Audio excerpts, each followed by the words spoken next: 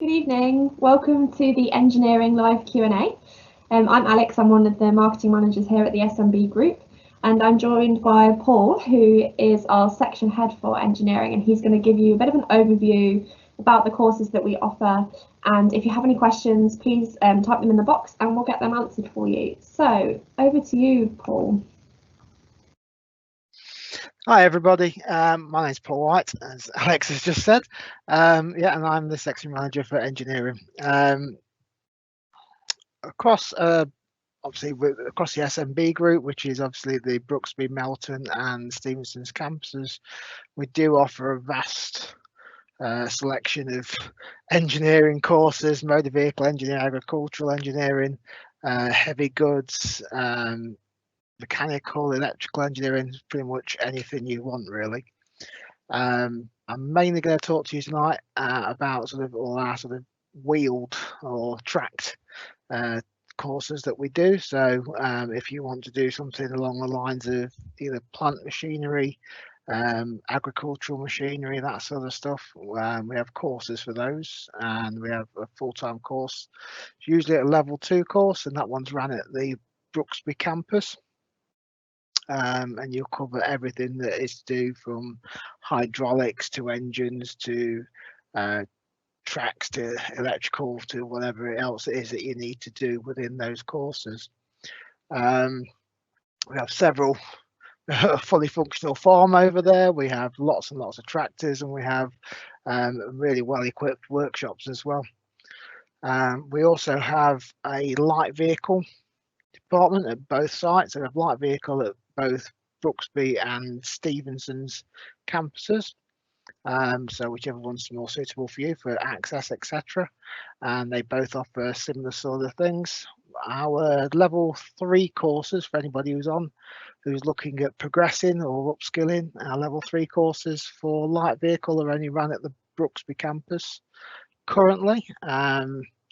We are looking at putting on some MOT testers qualifications, but obviously they're going to be for people who've actually been in the job for a little while or have the skills, etc. But for anybody who's just starting out, that's obviously something that you can look to progress into. So yeah, we do level 1, level 2, level 3 courses at Brooksby, and we also do some level 4 courses and 5 in sort of engineering, etc. within the Stevenson's campus. So there is plenty of progression and scope which will take you on to HE if that's somewhere you want to go to. We also have lots and lots of apprenticeships, and we have everything from light vehicle apprenticeships working in any sort of garage, like the fast fit apprenticeships and the light vehicle maintenance repair apprenticeships. So you can work in either sort of department depending on what you want to do. So if you want to work in a fast fit centre, the fast fit apprenticeship is a level 2 apprenticeship. The light vehicle one is a level 3 apprenticeship. So depending on where you work and what sort of jobs you're getting will determine on where you'll be able to go to really with that one. If you're not getting the level 3 type of work coming through your workplace, then you won't be able to do the level 3 courses because you don't have the work. The apprenticeship for the land-based equipment ones, so that covers, like I say, everything from ride-on lawnmowers, agricultural equipment, tractors, trailers, plant machinery, diggers, and all that sort of stuff. That's a level 3 apprenticeship. All our level 3 apprenticeships are minimum of 3 years. Our level 2 apprenticeship is a 2-year one. We also offer HGV apprenticeships over at Stevenson's. We don't currently offer a full-time course in heavy goods vehicles, but that is something that we are potentially looking at if we get enough interest in that, if that's something that we can put on. If people want to progress into heavy goods, we can look at doing a full-time heavy goods. If we get people who are interested in doing that, we'll do that. The heavy goods apprenticeships are the same thing. They're all level 3, and they're all minimum again of 3 years. I say minimum of 3 years because all of our apprenticeships are now on the new standards, which is what the government has set out for all the apprenticeships. So you get sort of 3 years of training, and then you progress to your sort of endpoint assessment, where that depends on how soon you're ready for it and how quickly it can be gotten in. So it could potentially be you get it done within the 3 years. Most people have a couple of months afterwards where they're just getting everything prepped and getting ready to do their endpoint assessment to pass their apprenticeship. Was is slightly different. All of our I got some questions, have we? We actually have got quite a few coming in. Okay. Just quickly, before, we've obviously talked about all the different levels that we offer. If someone's thinking, oh, I really don't know which one I should go for, what are there different grades that they need, or do they need to start on the level 1? Yeah, I mean, one of the main things I would suggest to anybody who's coming on, it really doesn't matter too much about your GCSE grades for where you start, unless you're wanting to go straight into an apprenticeship, because the apprenticeships we're looking for 4s really for apprenticeships. We can take people who are slightly below that, with the obviously proviso that they will need to achieve it before the end of the apprenticeship. So we do obviously do maths and English courses for you. So if you haven't managed to achieve it, we can, if you've got the right workplace and you're willing to put the work in, you can do that and progress on as well.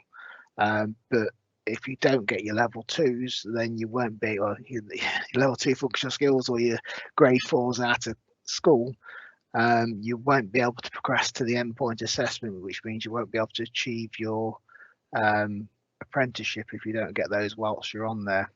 So maths and English is really important. It doesn't really matter what course you come onto with us, your maths and English is really important. So if you don't get 4s when you come out of school, it doesn't matter what level of course you go onto, you're going to have to go to maths and English, and your place within the course and in the college and everything else is dependent on you attending those maths and English classes. So that's one thing to be really aware of. Anybody who has work experience, lots of work experience, been working with family members, etc., I would suggest, yeah, you can look at a level 2 course for a full-timer. If you've got absolutely no experience, you're coming straight out of school, you've maybe done a little bit, then everybody's realistically going to have to start on the level 1 course. We've done that this year, and although we've not had a great run so far with old COVID kicking in, it did work really well.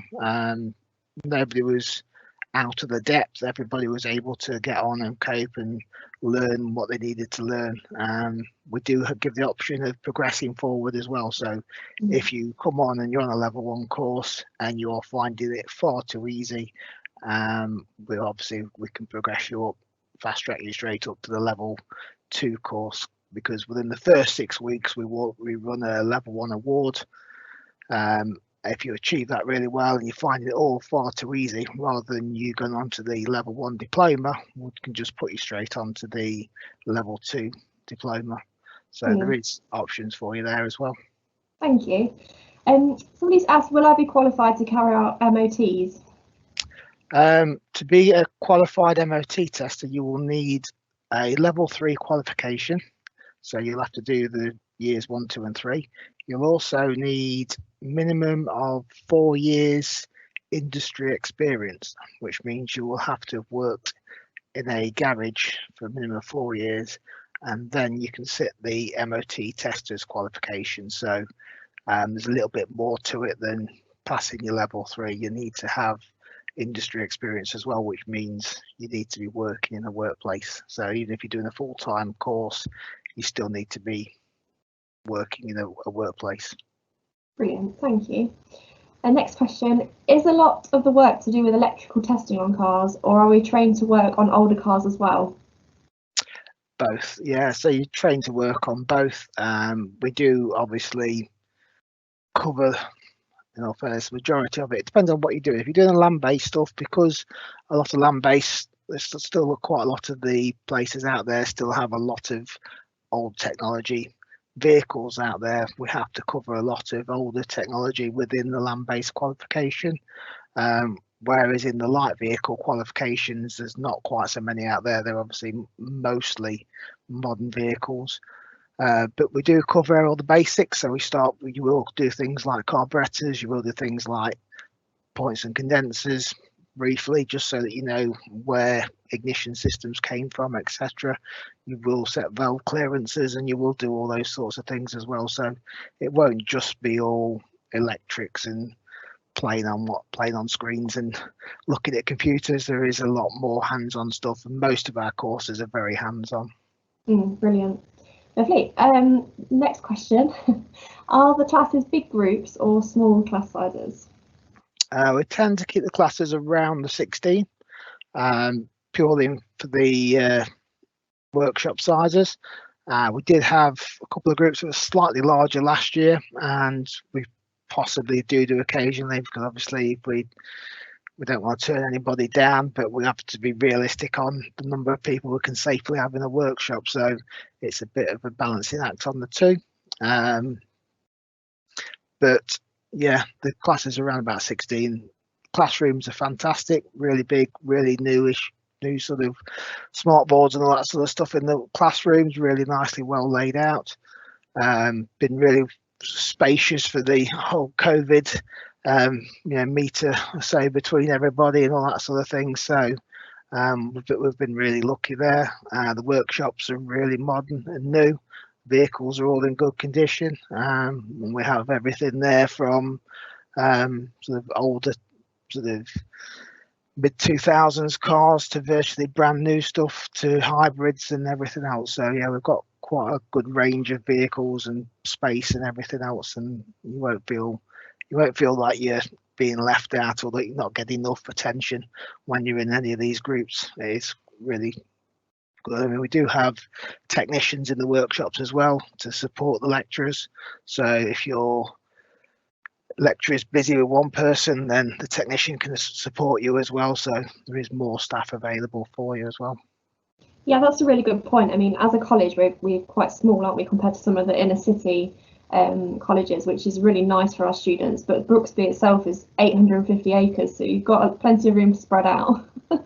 Definitely plenty to do around the campus. It is. I mean, yeah, Brooksby definitely is a beautiful campus to come and work on. There's lots of there's lots of activities for people to do. We have we're right next to the sports hall and stuff, and we have activities where we go and play games over there and do other stuff as well. So there's lots of nice things to do around the campus and places to go. So yeah, it's a nice place to be. And if you want to do land-based engineering in particular, we have a working farm, so you can do everything in situ as well. Yeah. Lovely. Someone asked, can I apply for the courses now, or is it too early? Well, I can cover that one. You can apply now, definitely. I recommend getting your application in as soon as you're ready, really, sooner rather than later, so that you're not trying to do that while you're revising for any assessments or anything like that. We can get your place confirmed. And I've popped the link for that, how you can do that in the chat as well. Jess has asked, is there anything I can do to prepare for this course? The best thing you can do to prepare for this course is, if you've done nothing else that's practically related, is work on your maths and English. If you need to work on those, make sure you've got good maths and English. Even if you don't get the grades that you want finishing school, you will get an opportunity virtually within the first couple of months of being within this college to resit or redo the GCSEs and everything else. So, and we've had a really, really good success rate with that. We do have some bits and pieces that are available, and there's lots of stuff on YouTube. You have to be a little bit careful about what you're watching on there, but there are plenty of stuff. So if you want to look at some basic engines technologies or basic electric vehicle technology or that sort of stuff, you can do that. We have signed up with a company called Electude, which is got some really good interactive software that you can work on, and it's something that will be setting for all of our students to do as sort of homework practice and that sort of thing. It's really, really nice to look at, and it's really interactive for students, people to get involved with. And it covers everything from really basic mechanicals and electricals right the way through to really advanced and diagnostic stuff. So that's something else you'll get to come and play with when you sign up. So yeah, Great. definitely good. This kind of touches on the last question as well, and why it's good to apply now is because over the summer we'll have some like student welcome days and things like that, and various communications from the team. So if you've got your offer, then you can receive all of those, and gives you hopefully we'll actually be able to meet on site in the summer. Fingers crossed. But if not, we'll still do things virtually. So yeah, that's give you something to do. Get you excited for starting in September. Another one's come in. Do we have many girls apply for the course, Paul? We usually have a few apply. Most of our classes have had sort of 3, 4, 2, 3, 4 in the classes, depending on the classes. But yeah, we've it has been going up since over the last few years, and it is obviously definitely a good career for girls to get involved with. I mean, workshops aren't what they used to be. The vehicles aren't what they used to be, and the attitude around it all isn't what it used to be. So, you know, it's a well-paid career for anybody. So I would definitely advise anybody to apply and come and have a go. I mean, when you're coming out of school, if you come and have a go at the level 1 course, you know, I'm sure you'll enjoy it, and I'm sure you'll want to carry on and do more. So I'd definitely, if you're not quite sure what you want to do when you finish school, I'd definitely come and give it a go. Yeah, most people have a car, so they're always going to need an engineer. Yeah, always. I mean, it's such an amazing area at the moment. It's evolving so fast. I mean, it's been evolving really fast for the last sort of 5, 6 years, probably a little bit longer, and it's just accelerating at a massive rate. I mean, the way the government are pushing us all with technologies and stuff like that. But because at Brooksby we have everything from tractors to trucks, it's and everything in between. You know, you get a really wide variety of vehicles to look at and to play with and to find out about. So it gives you a lot more scope than what most places do. Yeah, and the land-based engineering courses, that covers things like quad bikes as well, doesn't it? Yeah, we've got a couple of quad bikes that we use, nice Honda quad bikes that we have within the land-based one. We have got a couple of motorcycle bits as well, which we do obviously show you around those and show you some of the technologies on that. It's not technically part of the course, but yeah, we don't run any motorcycle courses, but it is something that's useful because a lot of the engine technologies, I mean, even on land based, we cover things like 2-strokes as well for a lot of the handheld machinery. So things like strimmers and lawn mowers and stuff like that. We cover sort of every sort of type of engine technology from electrics to rotaries to standard 4-stroke engines. Yeah, so it covers pretty much every type of engine going. Great. Next question from Jess again. Can I still apply for the course if I'm over 19?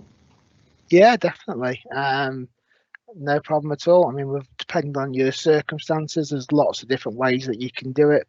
If it's your first full level 2, first full level 3, that makes a difference. Depending on if you receive any sort of benefits, etc., that makes a difference to it.